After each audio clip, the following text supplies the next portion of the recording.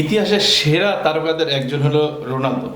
তো ম্যারাডোনা বিশ্বকাপ পেয়েছে, মেসিও পেয়েছে, এর আগে পেলেও পেয়েছে। তো রোনালদোর বিষয়টা আসলে তার কি পাওয়ার সুযোগ আছে?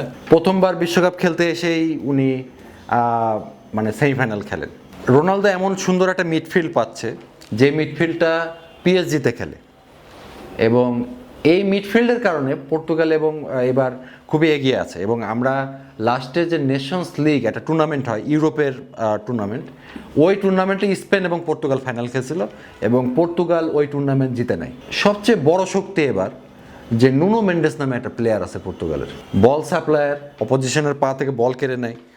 এবং এই ওয়ার্ল্ড কাপে আমরা একটা জুটি দেখতে যাচ্ছি পর্তুগালের। কি জুটি? নুনো মেন্ডেস এবং ক্রিস্টিয়ানো রোনালদো। এবং এই দুইজন মিলে প্রত্যেক ম্যাচেই গোল আদায় করবে বলে আমি বিশ্বাস করি, যেটা রিয়াল মাদ্রিদে আমরা ভিনিসিয়াস এবং বেনজেমার মধ্যে দেখতে পেয়েছিলাম। তো পর্তুগালের এবং নুনো মেন্ডেস এবং রোনালদোর যেই সুন্দর ক্যারিটা, এই জুটিটা পারে পর্তুগালকে ওয়ার্ল্ড কাপ জিতাতে। তবে বড় দলগুলা কী ধরনের রিয়াকশন করে তার উপর ডিপেন্ড করে পর্তুগাল ওয়ার্ল্ড কাপ জিতবে কিনা। তবে যে বিষয়টা সবসময় আমরা বলে আসি যে বড় দলগুলো বিশ্বকাপ জেতে, বড় দলগুলো সাপোর্টার বেশি, তাদের প্রেশার বেশি, তাদের এক্সপেকটেশন বেশি, এটাই পর্তুগালের জন্য সবচেয়ে বড় বেনিফিট। যে পর্তুগালের কোনো প্রেশার নাই, হারানোর কিছু নাই, তারা একটা ওয়ার্ল্ড কাপে যাবে। এবং রোনালদোর জন্য এই 10 জন, ব্রুনো ফার্নান্দেজ, নুনো মেন্ডেস, যারা বলছে যে তারা চায় যে রোনালদোর হাতে তারা একটা বিশ্বকাপ তুলে দিতে চায়।